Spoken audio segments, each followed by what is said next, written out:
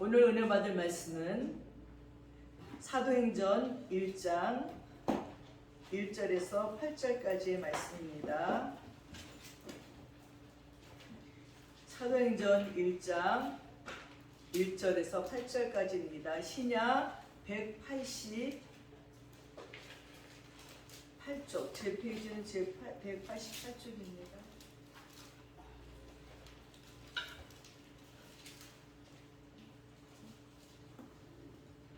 1절에서 8절까지의 말씀을 제가 봉독해 올리겠습니다.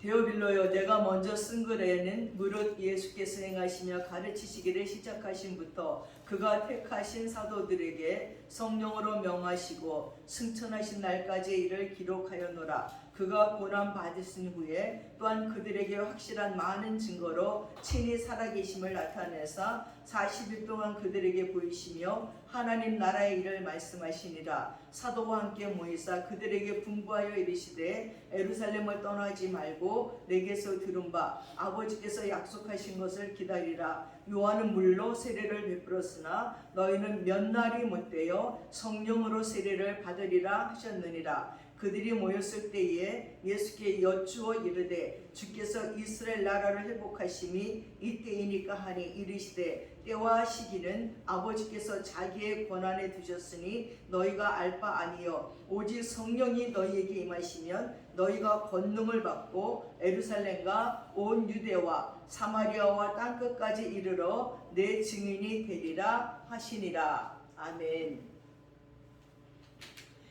로마의 휴일이란 제목의 영화에서 여주인공인 앤 공주 역을 맡아 일약 음악의 대스타가 된 오드리 헵번을 여러분 기억하시는지요? 그녀는 그 후에 전쟁과 평화, 티파니에서 아침을, 마이 페이 레이디에 출연한 영화마다 흥행을 거두었고 성공했습니다. 그리고 1989년 영혼은 그대 곁에서라는 영화를 마지막으로 나이 60에 영화계를 떠났습니다. 그러나 그런 그녀에게 훨씬 더 아름답고 위대한 제2막의 인생이 펼쳐진 사실을 알고 있는 사람들은 그리 많지 않습니다.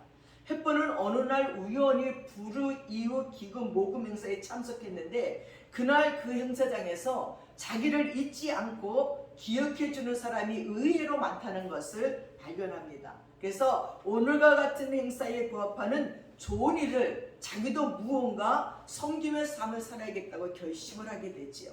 그래서 헵번은 유니세프 친선 대사가 됩니다. 그녀는 유니세프가 원하는 곳이라면 어떤 험지라도 마다 않고 다녔습니다. 온몸을 다해서 열심히 섬겼어요. 그러나 언론과 주위에서는 그녀의 섬김의 자세를 곱지 않게 봅니다. 이제 저가 은퇴하고 갈 곳이 없으니까, 이제 늙어서 인기가 없으니까 아이고 별짓을 다 하는구나, 얼마 하다 말겠지 하면서 조롱하고 비웃는 자들도 많이 있었습니다. 그렇게 부정적인 시선에도 불구하고 이 헵번은 아랑곳하지 않고 불우한 이웃을 위해서 섬김의 걸음을 멈추지 않았어요. 그래서 굶주림과 병으로 죽어가는 어린 아이들의 가슴 아픈 현실을 앞장서서 세상에 알렸습니다. 그래서 그녀는 아프리카로 모든 국가를 비롯해서 방글라데시, 엘살바도르 등 전 세계 50여 개의 나라를 넘나들면서 그 어린이를 섬기는 일을 했습니다. 비행기와 기차를 타고 또는 버스로 이동하며 험난한 여정이었지만 어린이 한 명이라도 더 구하기 위한 발걸음에 거침이 없었어요. 어린이 100만 명을 구하는 것이 하나님이 나에게 주신 기회이고 축복이고 은혜라고 생각을 했습니다. 그녀는 끝없는 섬김에 언론과 세상 사람들의 시선이 180도로 달라집니다. 그래서 헵번은 굶주림과 병에 걸린 아이들을 스스럼없이 만져주고 그리고 안아주고 아이들의 고통 앞에 진실로 눈물 흘리는, 가식 없는 그 눈물을 흘리는 장면을 전 세계인들이 가슴을 아프게 바라보면서 그 모든 행사에 참석들을 합니다. 그래서 각국에서 구호 물자와 기부금들이 물밀듯이 쏟아지기 시작해요. 그렇게 생활하던 3년차 되던 1992년에 1992년에 이 햇번이 소말리아에 방문합니다. 근데 운동장 한 구석에 자루들이 쌓여 있는 거예요. 그래서 거기 있는 사람에게 웃으면서 저 자루들은 뭐예요? 하고 물어봤더니 햇번이 기절할 만한 대답을 합니다. 어린 아이들의 시체라는 거예요. 굶어 죽고 전염병으로 죽은 시체들이 운동장 구석에 산처럼 자루 속에 들어가서 쌓여 있는 걸 보고 햇번은 주저앉아서 하염없이 웁니다. 그때부터 오드리 햇번은 소말리아의 어린이들을 살리기 위해 목숨을 걸기로 결단합니다. 세계 언론을 향해서 소말리아 어린이들에게 더 많은 구호와 약품과 손길로 보내달라고 눈물로 간곡히 호소합니다. 당시 그녀의 건강 상태는 최악이었지만 햇번은 자신의 건강 때문에 소말리아 어린이들을 돕는 일에 지장이 생길까봐 일체 비밀로 해요. 그리고 연일 진통제를 맞으면서 쉬지 않고 모든 일정을 소화하는 의지를 보입니다. 이로 인해 그녀의 건강은 더욱 악화돼서 대장암 말기 진단을 받고 의사로부터 3개월 시한부 통보를 받습니다. 언론들이 앞다투어서 그녀에게 질문 공세를 쏟아붓습니다. 당신은 당신에게 주어진 부귀 영화를 내던지고 왜 자신을 희생하면서까지 아프리카에까지 가서 어린이들을 도와줘야지만 했습니까? 하고 묻습니다. 그때 햇번이 이렇게 대답합니다. 이것은 결코 희생이 아닙니다. 이것은 나에게 허락한 기회이고 오히려 내가 받은 귀한 선물이고 은혜와 축복입니다. 그리고 그의 크리스마스를 며칠 앞두고 영화계 은퇴 이후 4년간의 열정을 바친 불우한 아이들을 섬기는 것을 마감하면서 그녀들은 가족들을 모두 불러 모아서 마지막 유언을 남깁니다. 아름다운 입술을 가지고 싶으면 친절한 말을 하세요. 사랑스러운 눈을 갖고 싶으면 사람들에게 좋은 점만 보이세요. 결코 누구도 버려서는 안 됩니다. 기억하십시오. 내가 더 나이가 들면 손이 두 개라는 걸 발견하게 될 것입니다. 한 손은 너 자신을 돕는 손이고 다른 한 손은 다른 사람을 돕는 손입니다. 그러면서 1992년 12월 20일 오드리 햇번은 그녀의 나이 64세의 나이로 아름다운 섬김의 삶을 마감합니다. 이 세상에서 섬김의 삶처럼 아름다운 삶은 없습니다. 성자 예수의 인생삶 전체도 섬김의 삶을 실천한 것 같이 나부터도 그리고 우리 모두가 불우한 내 이웃을 섬길 줄 아는 인생의 삶이 되기를 우리는 기도해야 됩니다. 그러나 여러분, 이렇게 하나님을 체험하고 예수를 체험하고 성령님을 체험해야지만 하나님을 사랑하고 사람을 사랑하게 되어 있습니다. 그리고 하나님의 필요와 사람의 필요가 무엇인지를 돌아보게 되는 것입니다. 오늘은 성령 강림 주일입니다. 우리는 성령 충만함을 주십시오 하고 날마다 기도합니다. 그러나 무슨 생각을 하면서 그 성령 충만함을 달라고 하는 걸까요? 무작정 달라고만 기도하면 미신이 될 수밖에 없습니다. 성령 충만의 비결은 회개입니다. 첫 번째가 내 5만 가지 죄들을 놓고 회개하는 것입니다. 성령이 오셨다는 증거는요, 나에게 회개부터 일으켜요. 왜 그렇게 죄가 많은지요. 생각지도 못했던 죄악들이 머릿속에 스쳐가면서 밤을 새고 회개를 해도 끝나지가 않아요. 나중에는 하나님이 나를 정결케 하는데 눈 흘린 죄까지, 나쁜 욕 한 번 한 죄까지, 아주 작은 거, 내 눈이 범죄한 거, 내 귀가 범죄한 거, 내 입이 범죄한 거, 내 마음이 범죄한 거, 내 생각이 잘못된 것까지도 하나님 앞에 눈물을 흘려 회개하게 됩니다. 그러고 나면 왜 이렇게 내 마음속에 하나님이 사랑스러운지요. 그러고 나면 사람들이 왜 이렇게 사랑스러운지요.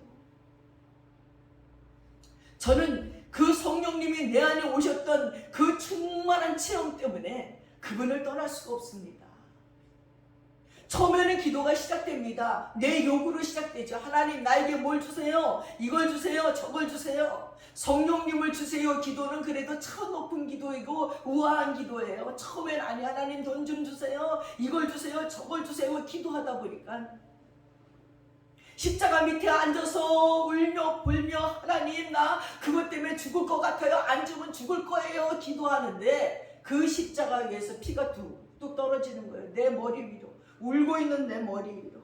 그러면서 내 마음에 들려오는 음성이 나는 너를 위해서 지금도 십자가에서 피 흘려 죽고 있는데 너는 그게 그렇게 네 마음이 아프니? 저는 깜짝 놀랐어요. 나는 겨우 돈 몇 푼 달라고 기도하고 있는데 예수님은 나 때문에 십자가에서 그렇게 죽으시면서 십자가에 매달려 뚝뚝 피를 흘리는데 나는 그 밑에 앉아서 겨우 요구하는 게 돈 얼마 달래는 내 모습이 너무나 기가 막혔어요.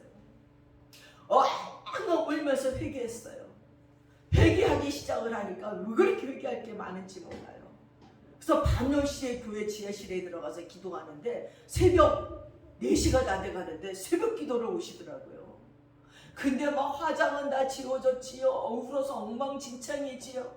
사람들이 보면 창피할까봐 얼른 나왔어요. 교회 문 밖을 나오는데요. 얼굴은 눈물로 범벅이 됐지만 태양이 탁 뜨면서요. 길거리 모든 나무들이 나를 향해서 사랑한다고 고백해요. 내 안에 하나님을 사랑하는 마음이 충만하니까 모든 만물이 나를 사랑해요. 길에서 만나는 모든 사람들이 사랑스러워 보이는 것을 저는 체험했습니다. 사랑하는 여러분, 성령 충만한 것은 그분이 내 안에 들어오셔서 나로 말미암아 하나님을 사랑하고 사람을 사랑하는 마음을 충만하게 한다는 것입니다. 성령은 구약에서는 하나님의 영이고 신약에서는 예수의 영이에요. 그것이 합쳐져서 성령이라고 말합니다. 구원받았다는 것, 성령 받았다고 하는 것은 하나님을 그리워하고 말씀을 사모하고 사람을 그리워하고 사람을 사랑하는 것으로 나타나요. 예수의 사랑은 사람을 사랑하고 내게 주신 사람들을 사랑하는 거예요. 하나님 사랑한다면서 사람 사랑하지 않는 건 성령님이 안 계신 거예요. 성령님이 그 마음 안에 계시면 그렇게 냉정할 수 없어요. 그렇게 인정머리 없을 수가 없어요. 그렇게 차가울 수가 없어요. 성령이 내 안에 오시면 오드리 헵번처럼 사랑하지 않고는 견딜 수 없어요. 자기랑 아무 상관도 없는 소말리아 아이들, 아프리카의 아이들, 그 아이들이 무슨 상관이 있습니까? 내가 버릇으로 눈 가지고 병도 들었는데 그냥 잘 먹고 잘 살다가 가면 되는데 죽음 직전까지 그 영혼들을 사랑해서 애가 타서 마음이 아파서 돈을 들여서 몸을 들여서 헌신하며 봉사하다 가게 되는 것입니다. 그것이 성령이 충만한 그 심령 속에서 일어나는 증거인 것입니다. 성령의 충만함은요, 내 죄책이 내 안에서 살아나서 예수님을 십자가에 못 박은 것이 나의 죄였구나 하는 것이 느껴지고 그 예수의 사랑이 가슴 깊이 절절히 느껴지면서 세상에 하나님께서는 만물을 창조하신 여호와 하나님께서는 만왕의 왕이신 하나님께서는 어떻게 나 같은 자를 위하여서 그 하늘 보좌를 버리시고 인간 여인의 몸에 들어오셔서 태어나셔서 33년을 인간과 사시다가 나 때문에 또 십자가에 죽으실까? 죽으시면서 자기가 하나님이었던 것들을 잊어버리고 인간으로 태어나는 것이 하나님이에요. 내가 온 세상을 구원할 왕이다. 내가 만물을 창조할 하나님이라는 것도 완전히 잊어버리고 그 왕자 버리시고 우리를 구원하라 자꾸 몸으로 이 땅에 오신 것이 예수님이에요. 그 사랑 때문에요. 가슴이 절절히 아파야 됩니다. 어떻게 나 같은 죄를 위하여서 이렇게 죽으시고 이렇게 나를 사랑하셔서 인간 마리아의 몸으로 오셔서 본인이 하나님인 것까지도 잊어버리면서 이 땅에서 사시다가 우리를 위해서 십자가에 죽어주셨을까? 그것 때문에 가슴이 너무 아파. 다른 것 때문에 눈물이 나는 것이 아니라 그 사랑 때문에 그저 눈물 나는 이것이 성령님이 오신 증거이기도 합니다. 여러분, 진리를 바라못 깨달으면 불행합니다. 돈을 쫓아가면 돈은 도망가더라고요. 사랑도 쫓아가면 사랑도 도망가요. 그러나 진리로 살려고 애를 쓰면요, 하나님이 쫓아오시고 성령님이 쫓아오셔요. 솔로몬이 그랬어요. 인생의 허무함은요, 하나님께로 더 돌이키고 돌아가라고 말했습니다. 하나님은 행복을 나눠주기를 원해요. 하나님께 돌아가면 하나님이 좋아지고 예수가 좋아집니다. 하나님의 생명이 내 안에 들어와서 생명의 법이 나에게 들어와서 하나님이 좋아지고 예수가 좋아지고 사람이 좋아지는 길로 이끌어 주십니다. 여러분, 하나님의 말씀이 없고 기도가 없고 믿음이 없으니 연속적으로 여러분의 삶 속에서 되어지면 시험이 들어오게 되어 있어요. 우리가 뉴스에서 보는 온갖 가지 죄악들이 우리가 다 지울 수 있어요. 어떻게 저럴 수가 있을까? 아니, 보험금 때문에 남편을 죽이고 보험 때문에 자기 식구들을 죽이고 어떻게 저럴 수가 있을까? 아니에요. 우리에게도 예수님이 안 계시면, 말씀이 없고 기도가 없고 성령이 없으면 그들이 짓는 죄에 그런 환경이 주어지면 다 지울 수 있다는 것입니다. 그래서 살인을 하고 강도짓을 하고 음란하고 도박하고 마약하고 중독자들처럼 빠져들게 되어 있는 거예요. 기도와 말씀으로 무장을 해야 됩니다. 말씀을 사모하지 아니하면 영혼이 소상되지가 않습니다. 기도하는 것은 생각하는 거예요. 지난날 내가 이렇게 살았구나 하고 돌이키는 거예요. 자기가 고민이 되어야 자기 것이 되는 것입니다. 기도가 없이는 하나님과 사귀는 맛을 모릅니다. 기도가 꿀송이 같고 말씀이 꿀송이 같아서 공경에서 구해주고 말씀을 내면화시켜서 살아내는 거예요. 바른 길로 인도하는 걸 우리는 몰라서 하나님의 맛을 몰라요. 예수의 맛을 몰라요. 성령 충만한 맛을 몰라요. 기도의 맛을 몰라요. 여러분, 성령 충만한 가운데 기도하기 시작하면요, 어떤 연인과 대하는 것보다 더 달콤해요. 그분이 나를 껴안고 말씀해 주셔요. 일마다 말마다 내가 궁금해서 묻는 것들마다 다 대답해 줘요. 그러니 기도의 자리에서 일어나기 싫은 거예요. 어떻게 몇 시간 기도합니까? 어떻게 밤새고 기도합니까? 너무 좋으니까. 오늘은 또 무슨 말씀을 들려주실까? 오늘은 어떻게 나에게 속삭여 주실까? 그래서 기도의 무릎을 꿇고 밤이 맞도록 기도할 수밖에 없는 것입니다. 사랑하는 여러분, 기도 없이는 하나님과의 사귀는 맛을 모릅니다. 그 공경에서 구해주시는 하나님의 말씀이 내면화시켜져서 나를 바른 길로 인도하는 그 꿀맛 같은 체험이 없으면 여러분, 예수 믿는 맛이 없다는 거예요. 오늘의 말씀을 통해서 여러분, 성령 세례가 무엇인지를 살펴보겠습니다. 예수님께서 죽은 자 가운데서 부활하셔서 40일 동안 제자들에게 당신의 살아계심을 친히 보여줬어요.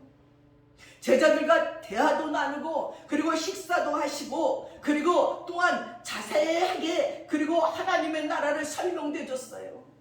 이 제자들은 부활하신 예수님을 만져볼 수도 있었습니다. 그러나 제자들의 최대의 관심사는 예수님의 부활과 천국보다는 로마의 식민지로 있던 조국 이스라엘의 해방이었습니다. 그래서 예수님께 질문합니다. 주님, 이스라엘이 강복할 때가 이때입니까? 예수님께서는 그들의 질문에 단호하게 대답합니다. 때와 기한은 아버지께서 자기의 권한에 두셨으니 너희는 알 바가 아니고, 너희가 할 일은 예루살렘을 떠나지 말고 아버지께 약속한 것을 기다리라고 말씀하고 있습니다. 요한은 물론 세례를 베풀었거니와 너희는 몇 달이 안 되어서 성령으로 세례를 받으리라. 여러분, 물로 세례를 여러분 다 받으셨지요? 교회에서 주는 세례, 여러분의 머리 위에 물을 톡톡 치면 성부와 성자와 성령의 이름으로 주는 세례가 물로 세례를 받은 거예요. 그럼 여러분, 성령 세례를 받으셨습니까? 요한은 물로 세례를 줬지만 얼마 안 돼서 하나님, 예수님께서 성령으로 세례를 주신다 했는데 이 성령 세례를 받아야지 되는 거예요. 제가 주일학교 교사였을 적에 수련회를 가면 모든 어머니들이 내게 와서 부탁하는 것이, 우리 아이 예수님 만나게 해주세요. 성령 세례 받게 해주세요. 목사님, 사모님도, 장로님, 사모님도, 권사님들도 그게 부모님들의 애다른 소원이야. 내 아들 예수 만나게, 내 딸 예수 만나게. 고등학생이 돼도 대학생이 돼도 모태신앙인데도 아직 성령 체험이 없어요. 아직도 예수 만난 경험이 없어요. 교회는 다녀요. 전 그때 속으로 이상하다고 생각했어요.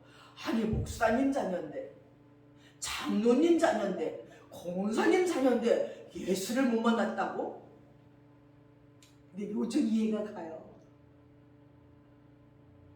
아, 그게 남의 얘기가 아니구나. 교회만 다닌다고 예수 믿는 것이 아니라 성령 세례를 받아야 되고 예수를 만나야지 그 영혼이 그 안에서부터 완벽하게 변화되는 거예요.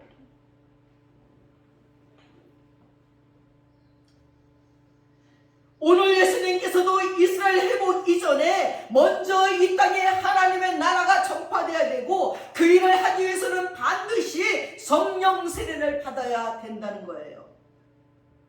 그러므로 3년 반 동안 예수님을 따라다니면서 직접 가르침을 받은 제자들에게도 주님께서는 천국 전파를 위해서는 성령 세례를 받아야 되니까 예루살렘을 떠나지 말고 기다리라고 말씀했습니다. 하물며 주님 부활 전 2000년 이후에 사는 우리들은 복음을 전파하기 위하여서 반드시 위로부터 능력을 힘입어야 됩니다. 곧 성령 세례를 받아야 돼요. 이를 위해서 성령을 통해 성경을 통해 성령 세례에 관해서 알아봐야지만 됩니다. 얼마 전에 미국 안디옥 교회 은퇴 목사이신 분이 오셨어요. 그래서 명동에서 만나서 식사를 하는데 세상에 이제는 은퇴를 해서 쉴 때도 됐어요. 어릴 적에는 같은 교회 청년이었어요. 그때도 열심으로 복음을 전했어요. 근데 저는 그분이 한 번도 그냥 있는 걸 못 봐요. 명동 칼국수 집을 들어갔는데 얼마나 사람이 많아요. 배달하는 여자에게. 그냥 이분의 눈은 호시탐탐 어떻게 복음을 전할까요? 주문을 받으러 와서 거기서 껌을 주는데 예수 믿으시나요? 다 귀찮아요. 아예요? 국수를 갖다 준대. 예수 믿으시나요? 아요? 나오면서 카운터에서 예수 믿으시나요? 난 좀 창피해서 정말 미치겠네. 왜 저렇게 전도를 하지? 호텔 커피숍을 갔어요.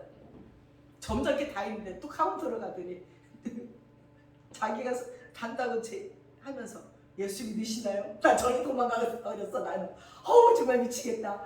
가는 곳곳마다 사람들만 만나면 예수 믿으시나요? 그분이 하나님의 자기는 이 땅에서 가장 중요한 일은 이것뿐이 없대요. 자기는 집에서도 다른 거 성경만 보고 기도만 한대. 사람을 만나면 예수 믿으세요. 이거 외에는 전할 게 없대요. 이거 외에는 아무 의미가 없대요. 예수를 믿느냐 안 믿느냐 이것이 저 사람에게 얼마나 중요한 일인지.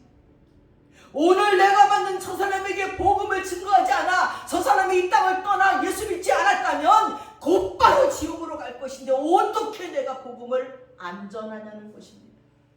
똑같은 목사인데 전 부끄러웠어요. 근데도 전 그렇게 하기가 좀 그렇더라고요. 그러나 이분은 호시탐탐 거리에서도 쭈긋쭈긋하며 가서 예수 믿으시나요? 예수 믿으시나요? 그 입에서 나오는 말은 예수 믿으시나요? 이 말뿐이었어요. 다른 말도 별로 안 해요. 우리랑 만나도 쓸데없는 말 하나도 안 해요. 전도하는 얘기만 하고 옆에 부딪히는 사람에게 예수 믿으시나요? 이 말만 합니다.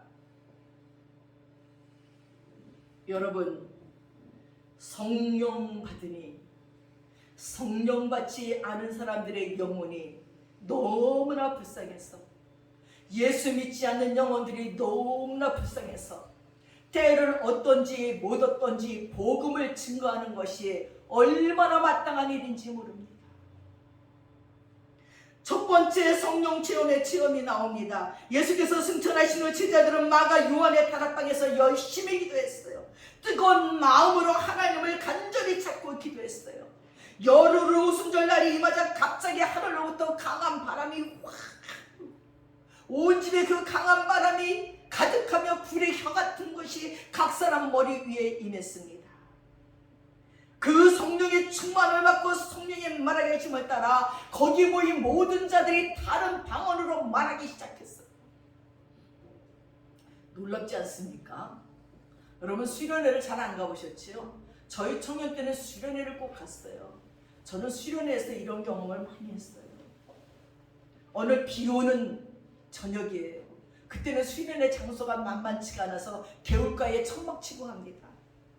지금처럼 뭐 불편해요, 화장실이 불편해, 잠자리 막 그냥 천막에서 자고 천막에서 기도하는 거예요. 근데 밤에 파랗게 이 회개를 하면서 성령 충만함 달라고 이제 막 뭔지도 모르고 기도를 하는데요. 바깥은 천막으로 소나기가 우도도도도도도 장마철인가 여름이가 막 쏟아지는데 이 오순절 다락방 같은 그 가장 말썽꾸러기들 입에서부터 막 방언이 터지고 귀신이 보인다고 난리고 완전히 막 어떤 애는 회개하는데 오바이트를 다 해. 이 속에 있는 더러움을 개워가면서 방언하면서 무슨 진짜 난리가 난 거야, 난리가. 그 뒤로 교회가 바뀌었어요. 그 교회 청년들이 가장 그 지역에서 가장 드러났어요. 다른 교회에서 와가지고 그 교회 청년들 2명만 꽂으세요. 우리 교회도 불 좀 지피게. 이 청년들이 성령의 충만을 받으니 찬양도 잘해, 율동도 잘해, 공부도 잘해. 아니 못하는 게 없는 거야. 다들 말도 잘해, 기도도 잘해. 성령 충만함 받지 않을 때는요 비실비실 교회에서 눈칫덩어리들이야. 근데 성령 충만함 받고 나서는 일찍 와서 교회 청소하지요. 아주 성경을 지네가 스스로 알아서 다 하니 교회가 번쩍번쩍해요. 그때 교회가 가장 풍요했습니다. 바로 지금 여기도 오순절 마가의 다락방에서 성령 충만함을 받으니 너무너무 무서워서 문을 꽉 잠그고 움츠리겠던 예수님의 제자들이 문을 열고 밖으로 나가서 복음을 전했어요. 이 베드로는요 하인 여자가 무서워서 예수님을 3번이나 부인했는데 안 무서워요. 이제 나를 잡아 죽이든지 말든지 문을 열고 나아가서 전도하니 3,000명이 5,000명이 회개하기 시작했다는 거예요. 성령을 받으면 용감해져요. 두려움이 없어져요. 담대해져요. 복음 외에는 생각나는 것이 없다는 것입니다. 그러던 어느 날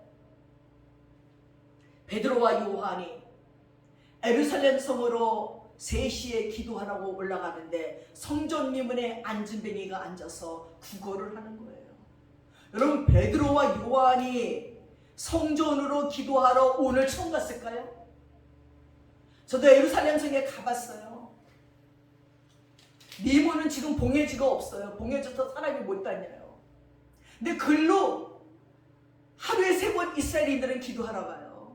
우리가 통교개혁에서 기도하는데요. 이스라엘 백성들 하루에 3번 기도하러 오더라고요. 거기 와서 막 읽어요. 그냥 사람들이 막 손을 넣고 막 관광객들이 삐지는데도 거기 막 삐짓고 앉아서 요만한 책을 고개로 읽고 있는 걸 보면서 진짜 언간하다. 좀 비켜주지 관광객들을 위해서. 그래도 자기네들은 거기 손을 대고 읽고 거기서 기도합니다. 그날도 베드로와 요한이 기도하려고 들어가는데 안진뱅이 거린이 막 소리치는 거예요. 동양 좀 주라고, 나 좀 먹을 것 좀 달라고. 그때 베드로와 요한이 나를 바라봐라 그래요. 그랬더니 안진뱅이 거린이 뭐를 줄까 하고 쳐다봅니다. 그랬더니 베드로와 요한이 근거 은은 내게 없지만 나사렛 예수의 이름으로 명하노니 일어나 걸어라 했습니다. 어떻게 됐습니까? 못 걸었어요? 걸었어요. 아멘. 일어나 걸었어요. 주위에 있는 사람들이 깜짝 놀라지 않아요. 이 사람은 태어날 때부터 절름발이야. 그리고 사람들이 업어다가 거기다 앉혀놓으면 거기서 동냥하다가 또 업고 데려다 줘야지만 일어나는 사람인 줄 다 아는데 아니 이 사람이 벌떡 일어나서 걷더니 뛰어다니는 거예요. 이 일이 성 안에 퍼지자 때는 이때다 하고 설교를 했더니 거기서 또 5,000명이 회개하고 예수를 믿었다는 거 아닙니까? 이것이 첫 번째 성령 세례 체험이었습니다. 두 번째 성령 세례 체험은 오순절 그리고 1년 후 그 성령 체험의 1년 후 주 31년경에 빌립이 사마리아 성에서 일어났어요. 오순절 성령 세례 체험 1년 후 성령이 충만한 빌립 집사가 사마리아에 내려가서 예수 그리스도를 전했어요. 그러자 수많은 사람들에게 붙었던 귀신들이 크게 소리를 지르면서 나가고 절름발이 앉은 뱅이가 나와서 그 성의 기쁨이 충만했어요. 그 결과 사마리아 성에 큰 부흥이 일어났습니다. 그러나 아직 아무도 성령 세례를 받지 않은지라 그가 즉시 예루살렘에 소식을 보내어 베드로와 요한을 사마리아로 내려오게 했습니다. 그들이 내려와서 안수하니 회개하고 예수 믿은 사마리아 사람들이 성령 받기 시작했어요.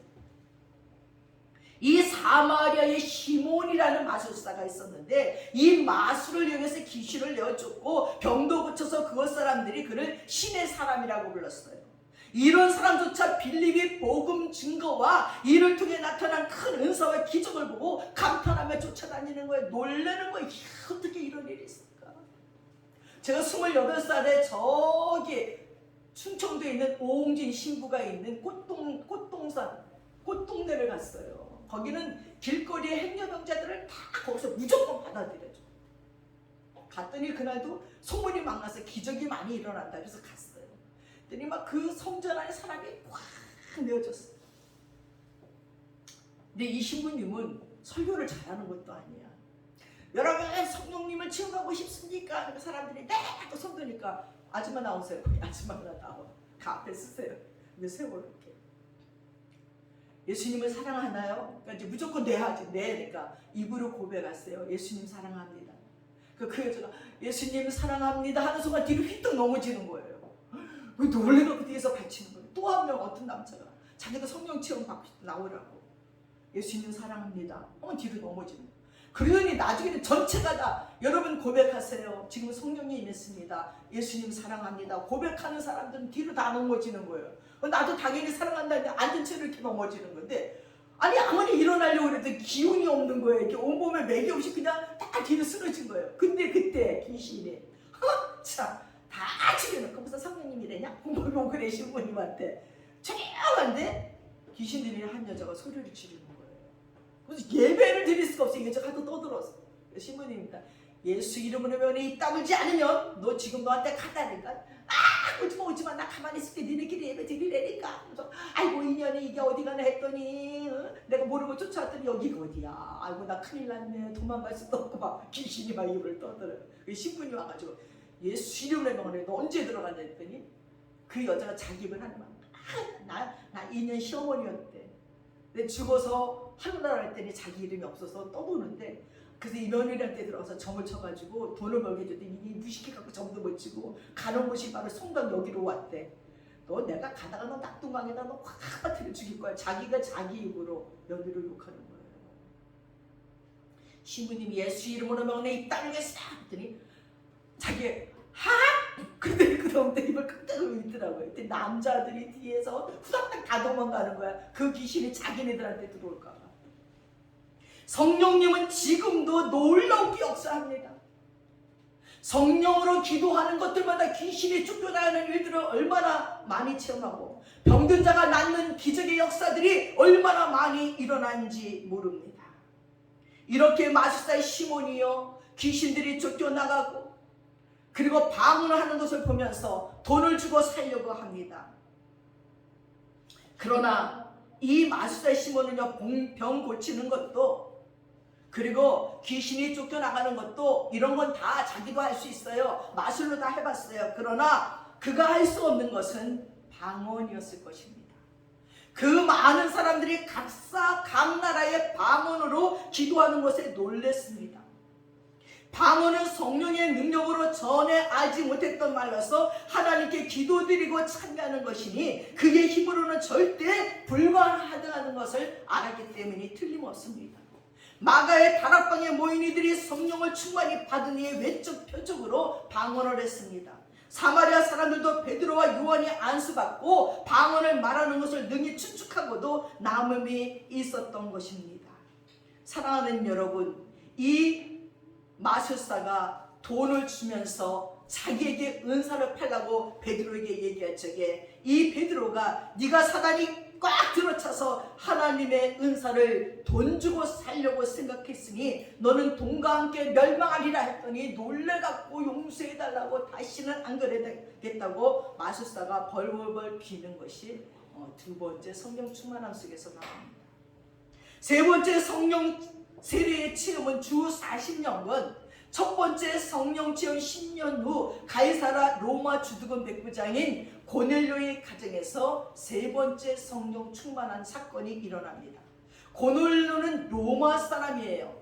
그런 이방이었는데 하나님을 열심으로 섬겨서 기도와 구제를 많이 했어요. 하루는 오후 3시 기도 시간에 기도를 드리는데 환상 중에 천사가 나타났어요.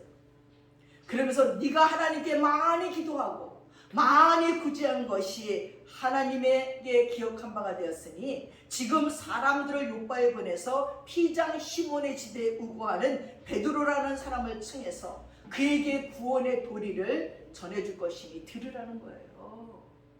여러분, 기도하면 이런 기적이 일어나요. 기도하면 천사가 나타나서 내 문제 해결해줘요.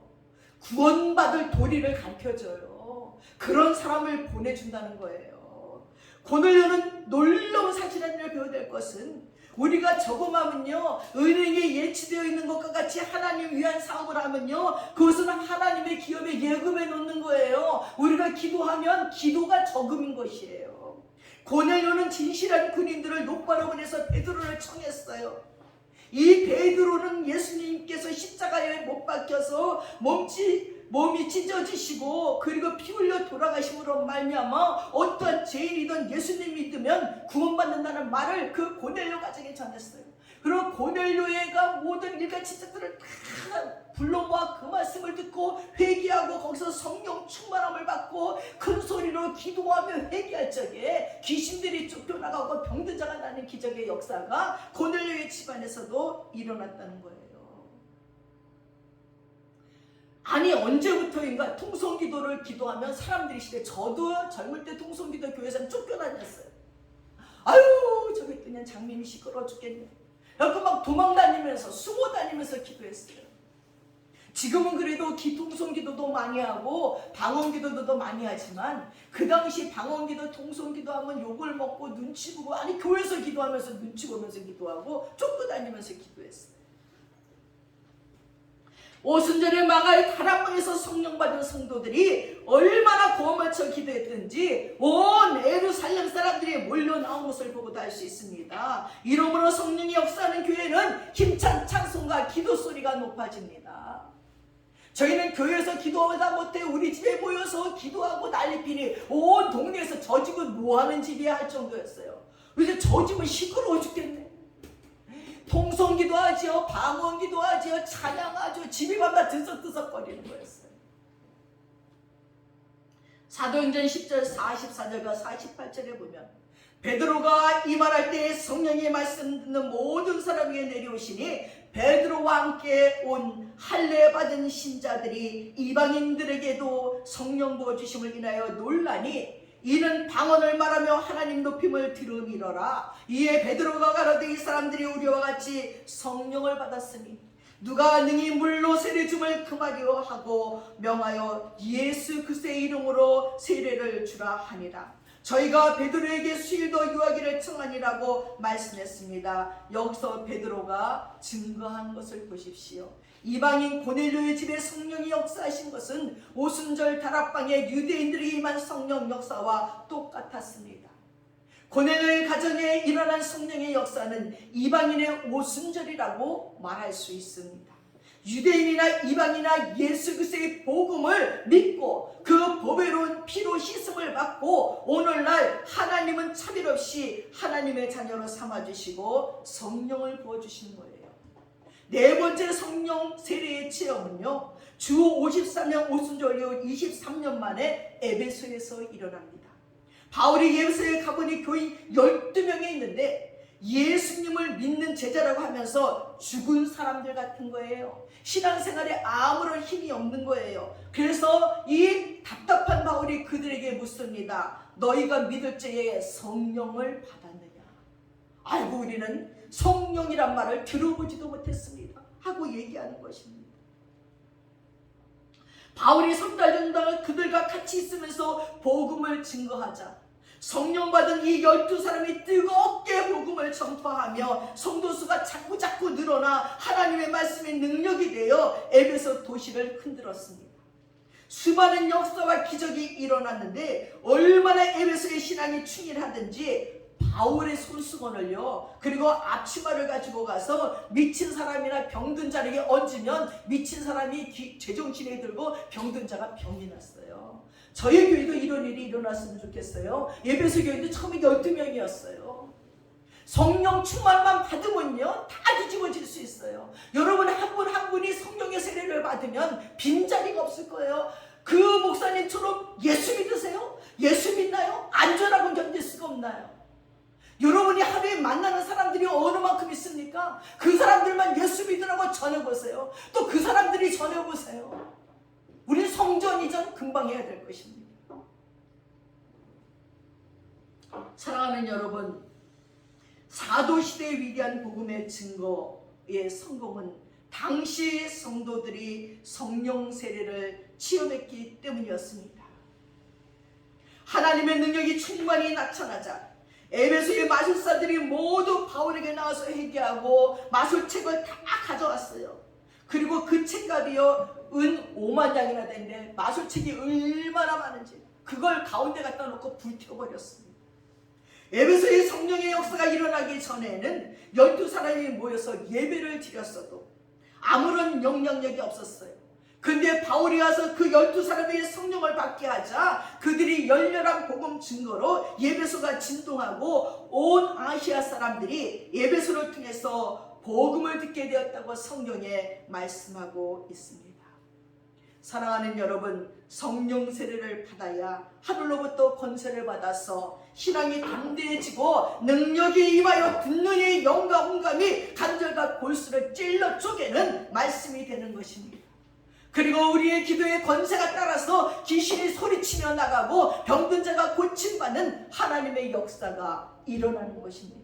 그리고 하나님이 내 아버지 되신 것을 더 뚜렷하게 알게 되고 그리스도를 더욱 힘차게 믿게 되고 하나님의 말씀을 더 깊이 깨닫게 되는 것입니다. 그리고 지혜의 말씀의 은사를, 지시의 말씀의 은사를, 영능력의 은사를, 방언의 은사를, 방언 통역의 은사를, 예언의 은사를, 믿음의 은사를, 기적의 은사를, 병 고치는 은사 등 각양의 은사를 받게 되는 것입니다. 하늘나라는 말에 있지 않고 능력이 있습니다. 능력이 나타나지 않는 하늘나라의 이야기는 소설이지 살아있는 천국의 역사가 아닌 것입니다. 성령세를 통해 하나님의 능력과 은사로 무장해서 원수의 진을 회파하고 살아계신 하나님을 증거하고 살아서 역사하는 하늘나라를 사람들에게 나타내야 된다는 것입니다. 그러기 위해서 첫 번째는 우리의 죄를 진실로 회개해야 됩니다. 하나님과 우리 사이에 막힌 죄와 담이 있으면 하나님의 거룩한 성령으로 세례 받을 수가 없습니다. 여러분이 회개하고 나면요 불같은 성령이 임하기 시작하는데 혀가 꼬부라지고요 입술이 떨리더니 방언이 쏟아져 나오기 시작해요. 다른 기도를 하는데 이 혀가 천장에 딱 붙어서 하나님 아버지에 대해 아니 왜 이래? 아니 왜 나 이거 안 하고 싶은데 난 창피해, 난 방언 맞는 거 싫어, 전 싫어. 그런데도 혀가 꼬부러지더라. 아니 집에 와서도 말만 하려면 혀가 꼬부러져서 이거 말도 못 하겠는 거예요. 그래서 할 수 없이 그냥 내버려뒀어요. 기도했더니 몇 시간을 기도해. 그냥 기도할 때는 10분만 기도해도 뭐 몇 시간 지나갔나 했는데 이 방언 기도는요 밤새도록 해도 끝이 없어요. 그냥 룰루랄라 처음에 이러면서 막 방언이 되기 시작을 하는데 방언이 되기 시작하면서 내 마음은 평안하고 뭐 5만 가지 기도가 다 되는 것 같더라고요. 사랑하는 여러분, 그렇게 성령의 충만을 받고 외적인 표현은 방언으로 나오고 내적인 표현은 여러 가지 은사들이 우리 안에 있어지기 시작하고 하나님을 사랑하고 사람을 사랑하기 시작합니다. 그리고 두 번째는 성령을 받고 싶은 갈급한 심령이 있어야 됩니다. 갈급한 심령이 없으면 은혜를 받을 수 없어요. 그때 한참 방언을 받을 때 어떤 청년 하나가 얘기해요. 방언을 못 받았어요. 근데 저한테 길에가 버스를 타고 가면서 저는요 방언 안 받아도 돼요. 안 받으면 어때요? 예수 잘 믿으면 되지. 그래서 내가 이렇게 쳐다보고 네 입으로 하나님 나 방언 주세요 해야지 방언을 줘. 그리고 가다가 길에서 내렸어요. 그리고 저기 신림동 보람의 공원 가다가 내려가고 보람의 공원을 들어갔어요. 여기 벤치에 앉아갖고 네 입으로 고백해. 하나님 나 방언 받고 싶어요.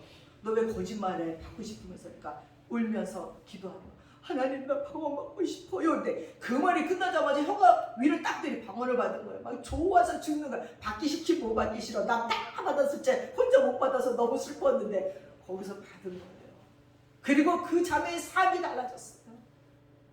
사랑하는 여러분, 간절히 소망하지 않으면 안 됩니다. 부르짖지 않고 가만히 있는데 어떻게 성령을 받겠습니까? 마음이 절실하고 갈급하면 체면 볼 것 없이 부르짖어 기도하게 됩니다. 많은 사람들이 성령 받기 위해 기도하면 하나님 나는 고함치거나 몸이 진동하지 않고 성령 받게 해주세요 하고 쓸데없는 조건을 많이 세우는데 마음이 갈급하고 절실하면 그런 조건 다 사라지는 거예요. 그리고 이미 성령 충만을 받은 주의 종들이 함께 안수하고 도와주면 성령을 더 빨리 받을 수가 있습니다. 성령이 우리에게 충만히 임하시면 외적 증거로 방언을 말하기 시작하는 거예요. 억지로 방언을 말하려고 해서는 안 됩니다. 성령이 충만하면 자연적으로 방언을 하게 되고 성령 충만하기를 간절히 사모해야 되는 것입니다.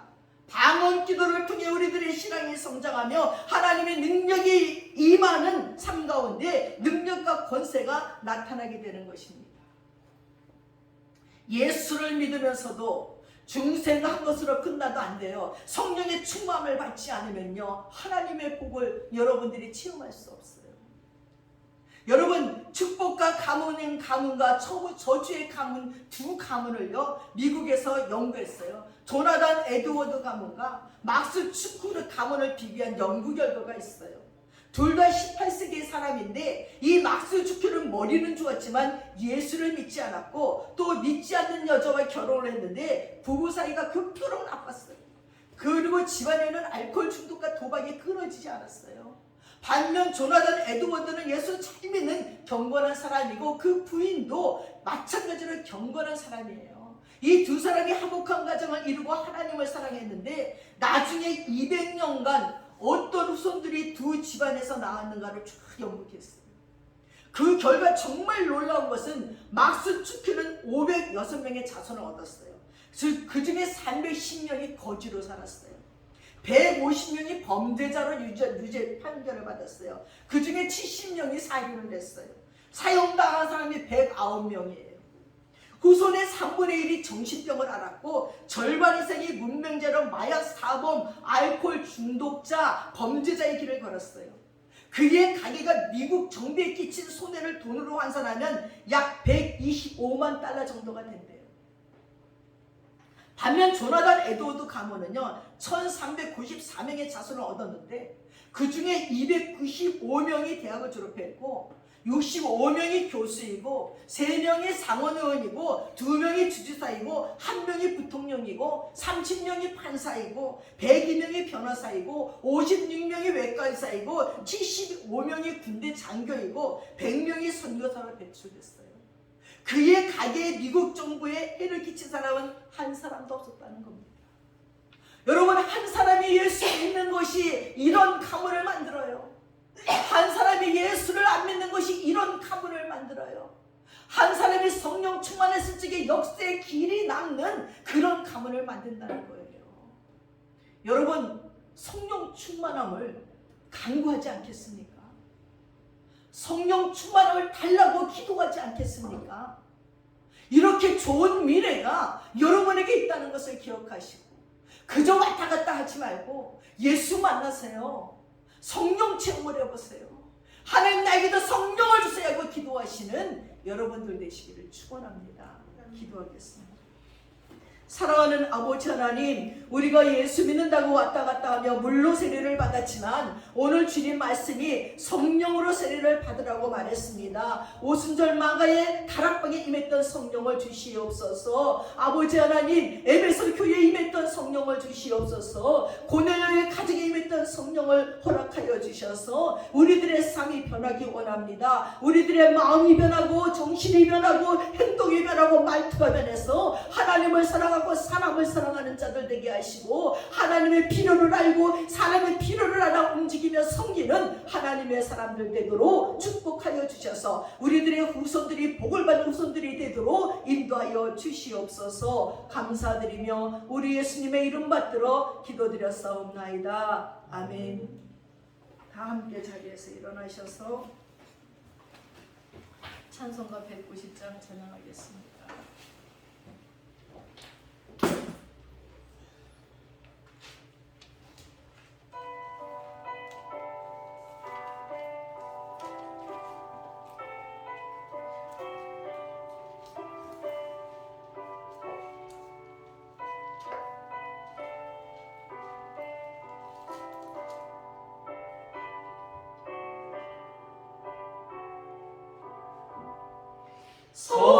성령이여 강림하사 나를 감화하시고 애통하며 내게 아마 충만하게 하소서. 예수여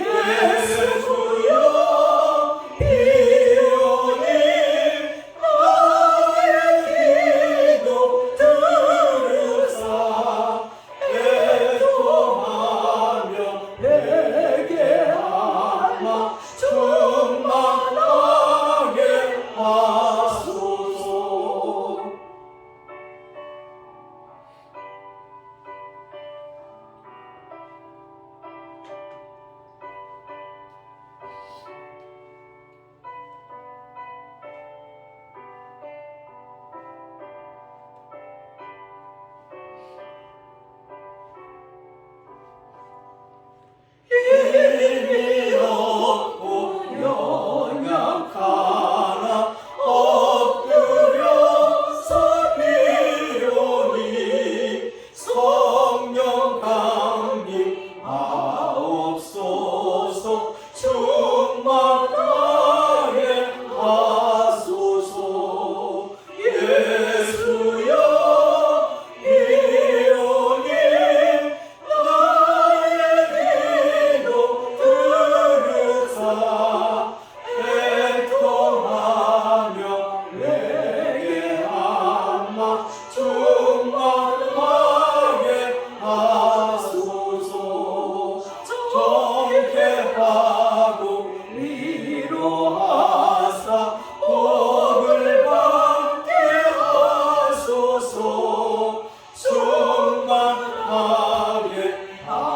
하시오니 무한 감사합니다. 예수여 비오니 나의 기도 들으사 애통하며 내게 한마 충만하게 하소서.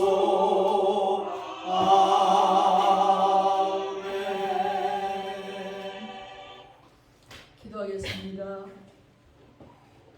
지금은 우리 주 예수 그리스도의 한없는 은혜와 우리 아버지의 풍성한 사랑과 성령님의 감동감하시고 충만하시고 교통하심이 성령을 사모하는 저희들에게 임하여 아버지 하나님 외적인 방언과 내적인 하나님과 사람을 사랑하는 마음이 충만하기로 작정하는 믿음의 권속들 머리 위에 이제부터 영원토록 함께 하시옵기를 간절히 축원드리옵나이다. 아멘.